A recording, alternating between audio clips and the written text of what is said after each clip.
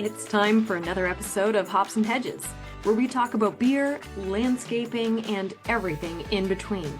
Season 1 is proudly sponsored by ext.tech, helping you grow and revolutionize your landscaping business. Now crack open a cold one, and let's dig in.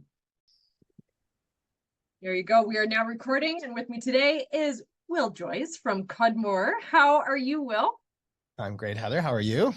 Excellent. We've been trying to get together to do this episode now for a while, and life happens. We both work in landscaping. It's currently the month of July, and somehow it's already July, and it's been a wet season this year.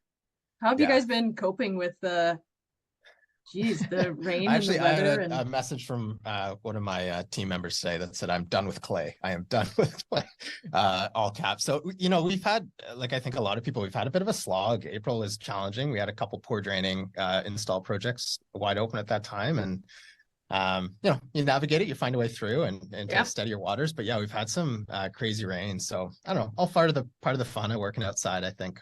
Yeah. And crazy rains this year, like not just a little bit of rain, but like 5 days of nonstop, like rain, not drizzle. Right.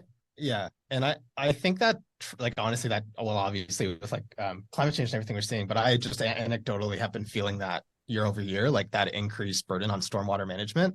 I had a couple people follow up on drainage projects after that week. The plus side is has a few people thinking about their infrastructure and stuff. So good that we can sort of get in there and help. Awesome. So you are the owner of Cudmore's Landscape and Design. You've been with them for 6 years, but they've been around since '86. Yeah. Right. Yeah. So a bit of a storied family history, which I guess I can try and keep it somewhat lean. I'm a second generation owner. It's a family owned and operated company. Originally a retail garden center, sort of nestled in the heart of Brawny, in the heart of Oakville. And before that, it was like a farmer's market, sold fruit and produce on the side of the road there. When all of what is now developed was farmland. So my uncle and business partner John Cudmore started a retail garden center, and then my dad joined the year after to run the landscape design services. So that was 1986, 1987. So the great confusion in Oakville is Cudmore's being two Joyces and a Cudmore, and now Joyce owned. But it's, we're all two great families, and just cherished on both sides. So really proud to sort of carry the torch forward. Very cool. So the company started in '86, and I was born in '87. There we go. And I wasn't born yet. And you weren't born yet. I wasn't far behind. You were close. You were close. Yeah. So we got lots of things to talk about. So I can't wait to pick your brain a little bit. So I always love asking guests this question on the questionnaire. If you could go back and change one thing differently about starting in landscaping or your business, what would it be? And you said, I'm good with my indirect path. Yeah. So tell us about that. How did you indirectly get into this? I know it's family business, but was that always the plan? Like, no, were you always going to take over it? 100% not the plan, no. And I think that's part of why it worked. I was definitely like a stubborn kid and wanting to like sort of figure out my path and stuff. And I think definitely I was the kind of kid who, if I was told something's the way, then I would sort of swerve left. But I definitely had to sort of like go out and figure out what I wanted to do. And I wasn't sure what that was for a long time. And I was never pressured into the family business. But I think I'll jump ahead quickly, but like the retrospect thing is I think I was always immersed in it. And it was a summer job growing up. Like as soon as I could work, I was in the garden center watering plants and immersed in that and talking to people and loading Christmas trees on cars. But it was always just a job, and nice to be out there with my cousins and stuff. And then as soon as I was of age, I was in the landscape design side with my dad, and that was a great summer job. He sort of hired up all my my like classmates and my friends, which that would have been great for him at the time. But again, it was a university job. In between jobs, I was doing that as well. So scattered through a lifetime, I've spent a lot of years in this industry, but it was never my intention to make it a career. So I went to University of Ottawa. I went in for international development, globalization, never really found the spark. I ended up graduating with a bachelor in social science, fit a year living in Australia in Alice Springs in the middle there. And I think that's sort of where I like kind of started to find my way, I came back and got really involved in social organization, philanthropic campaigns and stuff at U of O, which is great. And I think that was sort of my springboard into like kind of where my little zone is. I went into not-for-profit for a little bit outside of university, and then into advertising. I was at a smaller full-service agency in Toronto, sort of account management, copywriting. It was full service, like small business, right? So I did a lot of everything. Cut my teeth, I guess, a little bit, figured out what it's like to work full time. And then I ended up going over to an agency called John Street, which is sort of bigger. I worked on the President's Choice account, which is like big blah blah, like big campaigns, big budgets, TV commercials, ad, blah blah blah, which was really great. Creative industry, fast paced, learned a lot, met great people, but never really thought is what I wanted to do like long term. And then it all sort of hit a quick pause in 2017. I was diagnosed with testicular cancer. And so it was crazy. At the time, it really pauses your life. So I mean, again, in retrospect, like what a unique opportunity to hit pause, stepped away from my work, just went back to family. Just all that mattered was like what I was going to do to get to better health the next day. And that was a full year off work. And I did like 2 surgeries. I did chemotherapy. And then it was September that year. So February I was diagnosed. September that year, I got a clean bill of health, cancer-free, got married in October. Oh my gosh. It was, I'll never be able to beat that party, because it was everyone who sort of gathered around us and helped us get through that challenging time was there. It was celebratory, and it was pretty special, kind of lightning in a bottle sort of thing. But through that time, obviously a lot of reflection, and it just came into focus really clearly for me that I just wanted to be in the family business and in this industry, hands in the soil, outside. It was just sort of felt like a bit of a culmination.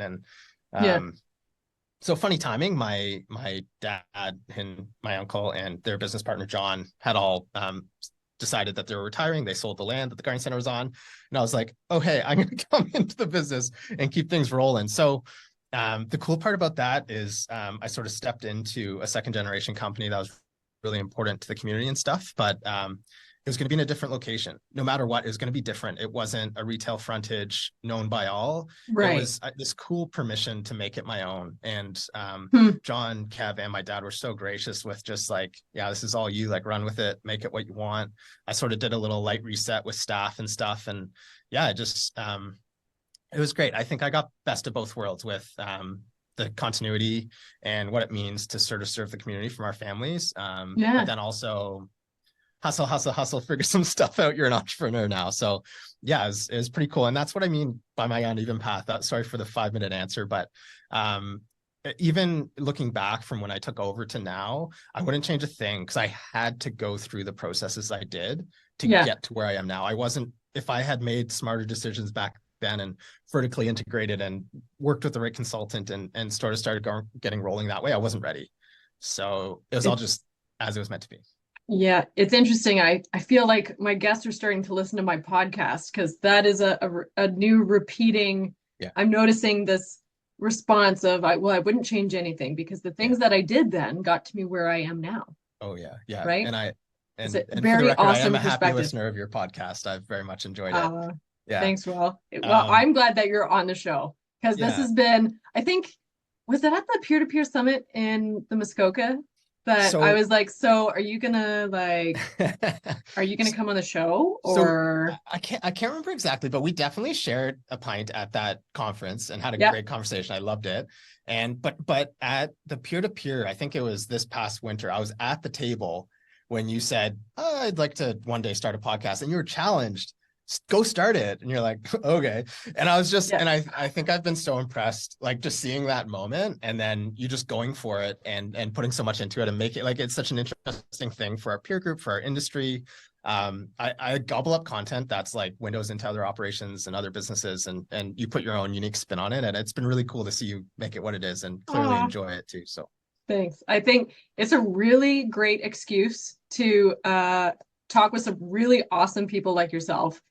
And some of the feedback that's come in from the podcast, which I think is really cool, is that the people that come on here, usually I know you guys, or I know you a little bit, or I know of you, but we get to dig a little deeper and get to know you a little bit better. And so the people listening to the podcast, if they're a landscape professional who may know you or know of you, they get to know you a little bit better without rounds out the picture a little bit, you know, and then the next time they see you at an event, they're like, oh yeah, he was on the podcast. He has the story. Like, you're adding depth to our peer group for sure. And there's lots of great information going on. So it's, and hopefully it's also content that gets the general public. I really wanted to start this so that people in the general public can kind of interview their contractor before hiring them. That's great. What a great thing, right? A member of the general public. I need a pool. Right? And let me look up Cudmore, and the podcast comes up and they get a chance to meet you before they meet you. That's great. So, yeah, I love it. So we have lots to discuss, but I want to know if, I mean, you're in a very professional looking podcast studio over there, even though it's very blurry. Yeah, you can tell. But I'm wondering if you've got a drink with you, and if you do, what it is. Okay, so I did come prepared. Nice. Yes. It is because I literally am in between, like, I'm gonna go back to the yard after this. I'm gonna like sort of organize, tee things up. I have a alcohol-free beer, awesome. but is often sort of in my repertoire anyway. So I have one of my favorites. Oh man, where does that not blur? It's just nothing fancy. Out. Do you know what? Like I've heard so much about this. I still haven't tried one yet. I hear they're really good. The Corono Zero. Yeah. So I drink alcohol-free beer a lot. I don't know. I just it's nice. Hits the spot. And it's this one's really good. I find like the Budweiser is pretty good too. There's a number of others, but this one's great. Sort of it's refreshing and easy drinking. And when I do drink beer, or when I did drink a little bit more beer, it'd be like Belgian beers and lighter beers. And this one's delicious. So I'll pop her open now. Let's see if we get a good. Excellent. There you go. What do you have on your end? Well, I am drinking out of my Skull. Beautiful. It's a unicorn glass mug. I got it at the dollar store during Halloween, and it is glass, not plastic, and it fits a tall can perfectly. That's amazing. So this is my favorite. You can't really see the iridescent, but the unicorn glass, it's like opal. It's just, it makes me so happy. So this is actually great. It looks perfect. I'm drinking an extra strong beer, so this is enough alcohol content for me and you. So the interview is going to get more lively as we go. Is that what you're saying? Maybe if I had two of these, but one's probably not gonna do it. So this is 8.7% alcohol. Nice. And it's not a tall boy. This is just a little sippy cup of beer. It's one of the little ones. But I got this in a mixed box from Hop Valley Brewery. So they're the ones who do Bubble Stash, which I like. It's one of my go-tos. But this one is called Kryo Stash. And it's a hoppy imperial IPA. But it is extra strong at 8.7%. And as a listener of the pod, I know hoppy's your jam. So I do. I like them. So cheers to you, Will. Thanks for coming on the show. Thanks for having me on. Appreciate it. I definitely have to try one of those. Oh, it's so cold. I love it. Okay. Okay. So I have to ask you because, I ask all the guests if they have a favorite outdoor place, location they like to visit, hang out. And you said Coboconk. Coboconk. That's so great. So typically when I bring this up and I say, I always stipulate I've married into a family with a lovely little cottage in Coboconk. But usually when I say Coboconk, I usually get a very blank expression, like, what is the noise you just made? Or someone's like, oh, Cobby, that's great. I love that spot. So it's in the Kawarthas. It's not far from Bobcaygeon. It's on, like our particular little area is on Shadow Lake. And it's, so like my wife's grandparents first bought it like way back, built it up from nothing. Really special place, been in the family a long time. I've been lucky. It's funny. So my wife and I have been friends for a long time before dating and marriage and all that fun stuff. And so I've been going there for almost 20 years now. And it's special little place. So it's there's like a little bay that I like to go down with my son right now, sort of like paddle in and try and catch turtles. And there's like osprey that fish and some amazing white pines. My favorite white pine up there is the tallest of all the trees. And I think that's because it has this really clever root that goes right down into the lake, direct source. But it actually got so tall, it was hit by lightning. And almost in like a month period, it's still standing, but it's like black and charred and nothing. And now it's Whoa. pretty cool because it's standing still. It's safe and sturdy, and arborists have looked at it, but there's birds that land on it. It's still like very much like part of the mix up there for all the wildlife and stuff. But Oh, it's, yeah, wow. so That's it's, cool. yeah. And I think now it's like obviously like a little connection to nature and like a spot to sort of get away from the hustle and bustle, but to getting to see sort of all the nature through my kids' eyes and stuff now is pretty exciting, catching frogs and, just Yeah, seeing what we get up to up there. So it's yeah, my special spot. that's so cool. So next time you go up there, take a picture because I want to see a picture of this tree. 100%. Yeah, Okay. I'll You send gotta it your send it to way. me. That Yeah, it's sounds a cool one. awesome. Mhm. There's something about lightning and lightning strikes, like the sheer power. It's just so Mhm. hard for my brain to comprehend. I know. So we were in again all these storms that we've had. We were sitting in our office towards the end of the day, like I think it was a few weeks ago, and just chatting, and we knew a storm was coming in. And even before any rain had started, probably 30 meters from us, I watched a lightning bolt hit the ground in our yard, like in an open space. But it made all of us jump, and you could like feel the power off it. It was the Yeah. closest I've ever been, with closest I would ever like to be. But just like you're saying, the power of it was something to behold for sure. Yeah, that was always one thing if I'm on a job site with subcontractors or previous jobs, even with other employees, other people working, if I hear thunder, that's it. I'm Yeah, calling it. Everybody get in your yeah, trucks. We're done. So yeah. I actually, I didn't know this person directly, but I knew the employer who had staff out in the field and lightning started. And one kid, he was just a kid, would not get Ugh, out. He's like, it's fine. It's nothing. Don't worry. And he was hit by yeah. lightning and toast. Ugh, Like, yeah. I just couldn't imagine. Yeah, It's not worth it. It's not yeah, worth it. I don't care yeah. what you're getting paid an hour.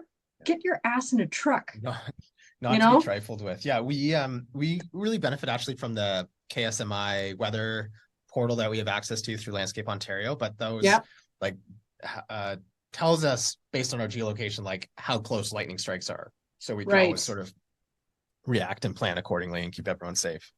I'm just making a note about that weather app because I actually keep forgetting that we have access to that Yes, and it's as great. Landscape Ontario members. It's great. Yeah. Pretty cool. Um, just I was thinking too, this is what happens with ADHD, right? I'm thinking about all the Bring it things on. that you're Let's saying, and I want to. where do you want to go? It's a good thing I don't have two mouths because I would have two conversations with you at once. So I just need to calm No, down, it's all take a good. You breather. chart the path.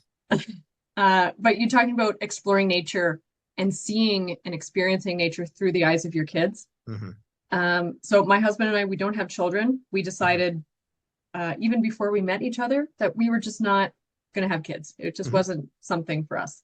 However, we love being the crazy aunt and uncle that don't have any kids, It's an right? important role, I will tell It you. is like I was so blessed to grow up with an aunt and uncle who Mhm, didn't have any children. It wasn't out of choice. mhm, There was a medical condition, they couldn't have mhm. children.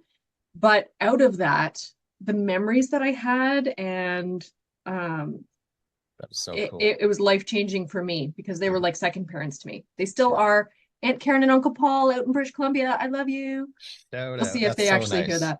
that. Yeah, little test in there, Little test. We got to eh? test our families. Um, but I was looking up this Coboconk. Is that how you say it? Yep. Coboconk or Kobe if you spent some Or time the there. Kobe? Yeah, I'm a I local.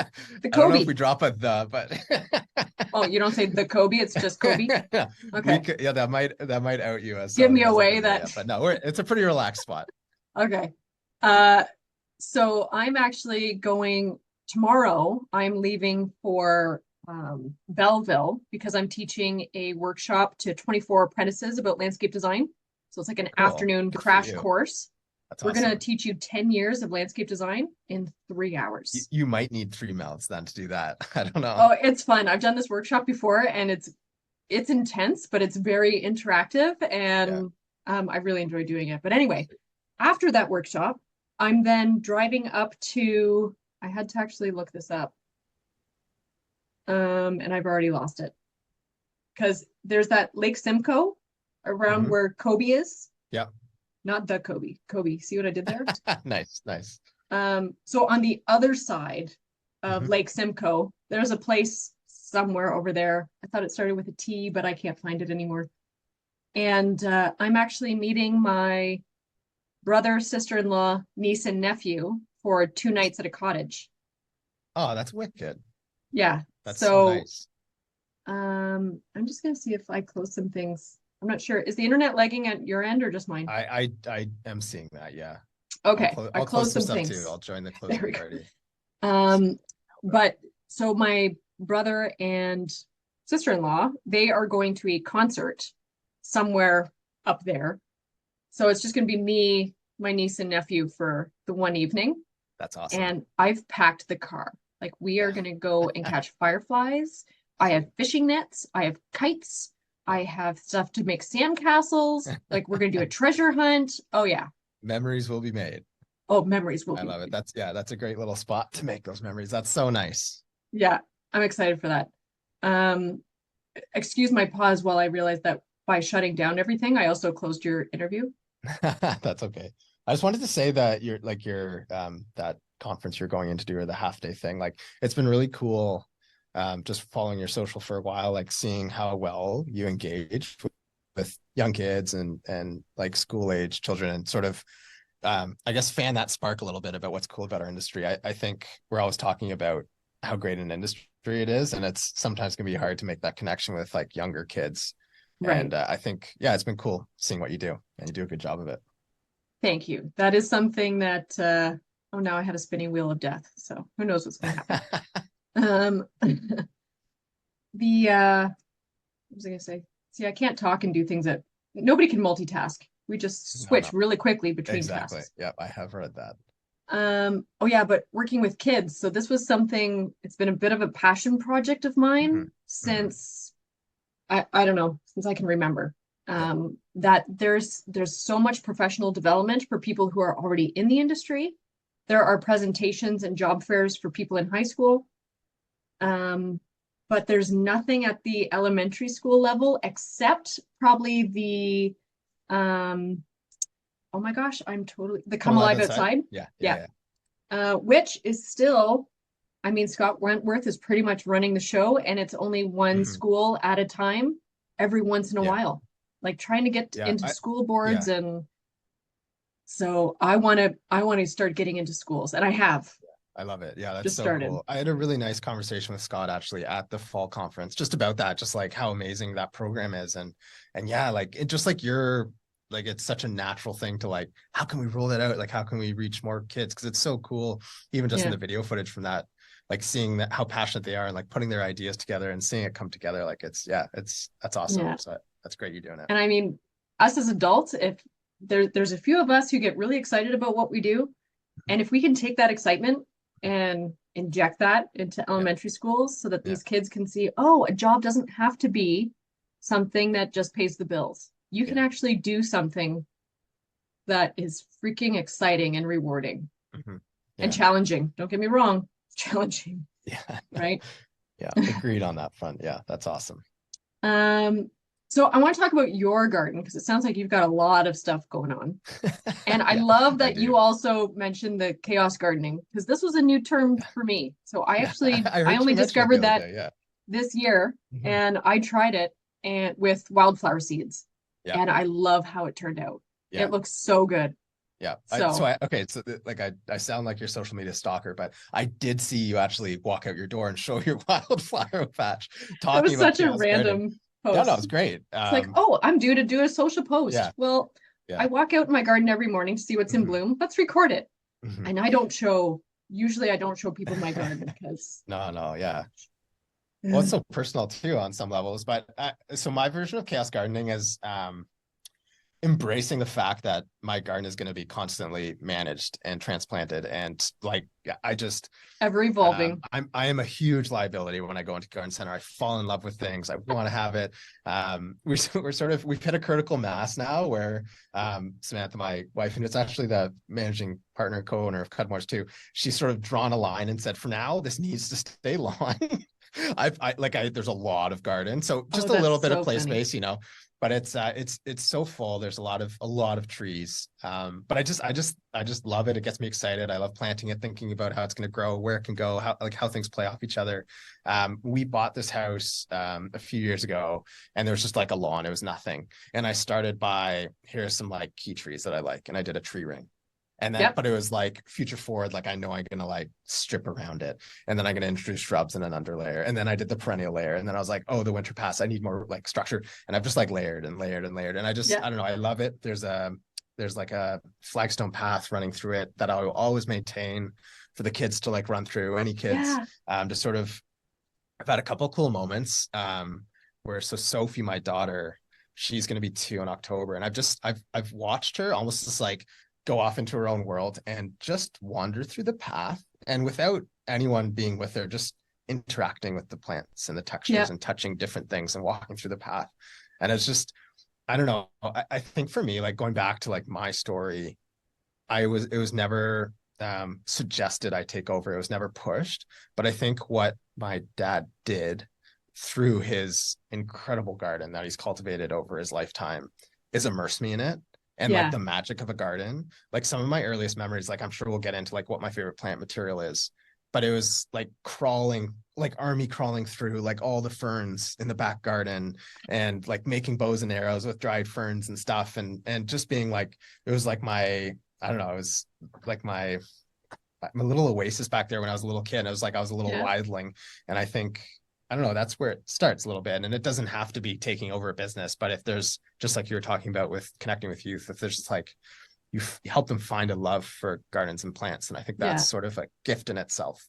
Well, and the other thing too, that it gives back by connecting kids through nature, right? So I often talk about memories, right? So when you're older, you might see a daisy, and I interviewed somebody earlier today, and they have a really great story about a daisy. But how certain plants can bring back certain memories. So even for like dementia patients and people with Alzheimer's, they can smell something or see a flower, and it strikes something, right? Yeah, for sure. But also if we expose those kids to and immerse them in nature, and they grow up with a what's the word? A sense of stewardship, that nature is something that we can look after, that we can take care of, something that's important, something that's worth having. Then we raise a whole generation that don't litter, that don't set forest fires, that don't, that understand why it matters a little bit. So I'm very, very passionate about getting kids in the garden. So I totally went sideways on you there, but my garden it's full. There's lots going on. Lots of like, it's just totally like, I mean, I've had some sort of semblance of design wise what I wanted to do, but then I've varied here and there, and I've done we like to call it garden jazz a little bit, where we just kind of like on the fly, like do a little this, a little that, transplant here, transplant there, and a lot of experimenting. But I think too, having access to that garden, which I feel so fortunate for, is like really accelerated my bless you. Sorry, I sneezed, but I managed to mute myself. Yeah, nicely done. Thanks. Accelerated like my garden knowledge, my garden passion, my plant knowledge, and then therefore what I can hand on to clients. Oh yeah, like this would be great. This is doing this in my garden. I've seen this, and maybe this location, and it all sort of connects to each other. Love that. And yet we'll go right into favorite plant material. Lay it on me. So white pine, I've already sort of alluded to it, but I'm in love with white pines for sure. I have one in my garden that I planted. It was sort of 2.5 feet, and it's taller than me now. And it might be a little big for the space by the time it's done, but I just love them. I grew up camping in Killbear too. Like there's some amazing pines up there. I love that. Tricolor beech. I always have a soft spot for that too. That is a stunning plant. I still have a very clear memory of the first one I ever saw, and I was just blown away. It's beautiful. I like back to like what's in our subconscious. Like I grew up with one outside my window. Yeah. Now they're just beautiful. So those are some of my favorites. It's interesting with the pine. So we planted my maternal grandmother, so my mom's mom, when she passed away, she did not want a funeral celebration of life. She didn't want anything like that. And it was around COVID time. Like it was just awful. So we actually ended up planting a memorial tree at my mom's property, and it was a white pine. That's so nice. What a nice tribute. There's also a little bit of humor. So my grandmother was a very funny lady. and so is my mom, and so am I. We all have a great sense of humor. And we actually have this memory about pines. And I'm going to say it, and some people on the internet might judge me, but I'm going to go for it. So do you know what the difference is between a white pine and a black pine? Oh God, no, I don't. The black pine is bigger. Because in Latin, it's pinus. So when you say, do you know the difference between a white pinus and a black pinus? The black pinus is bigger. Yeah, I'll for sure bust that out at my next client meeting. Please do. Please do. Yeah, your next HR meeting, of workplace appropriateness, and I'm sure it's fine. That's great. So, I like how it was passed down by generation. Good jokes usually are. Yeah, so that was that memory is actually my joke. I will take it for granted. But the memory is going on a garden tour at Whistling Gardens. And I'm trying to be like the professional, tour guide for my family, saying, oh, and over here we have this, and over here we have this. And then I lay out that joke, and it was just memories were made. That's great. That's great. I love it. Yeah. So freaking random.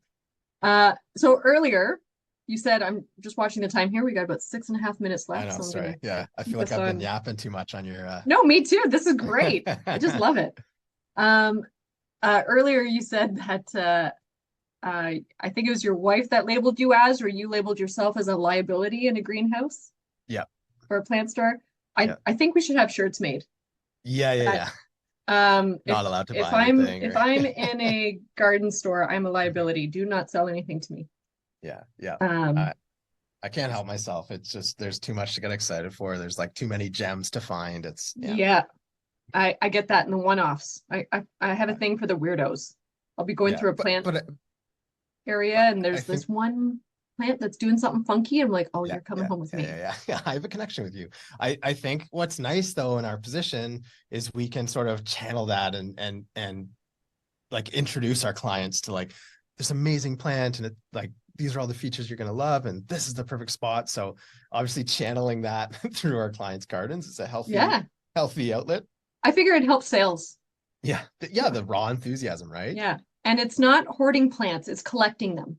Exactly. Right? Yeah. So what about house plants?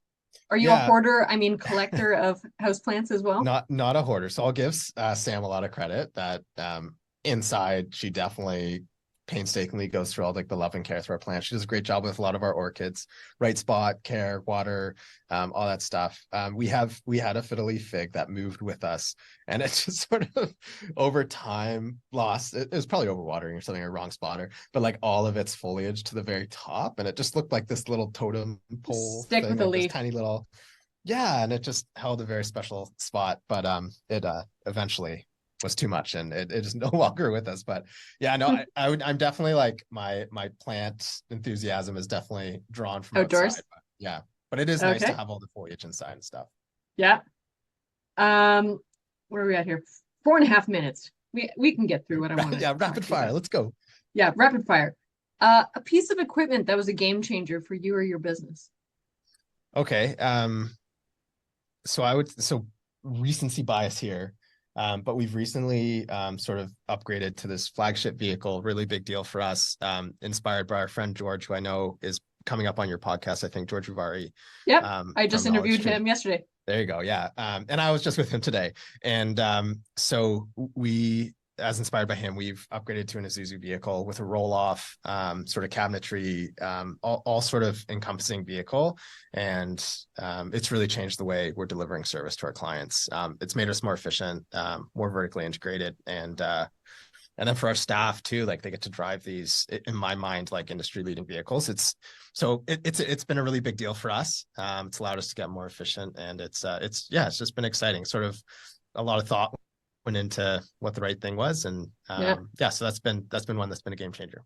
So specifically, what is the truck? Because even when I was talking with George, I didn't actually ask him. So like, are we talking about a 550? Or are we talking about a van? So the brand is an Isuzu. And so can you visualize like the flat nose, sort of like they're often have modified backs. Yeah. So and you're gonna probably find through this conversation, I'm not like a gearhead. I've limited knowledge of vehicles, but I appreciate that because I'm yeah. Don't and a Zuzu. Yeah. But what it is, it's a crew cab, but it has up top, we have like shelving on top where all our wheelbarrows go. We have like a hook lift and a roll off on the back, so our bin can go down on the ground. We can roll material right into it. We can bring all our mulch to site. Yeah.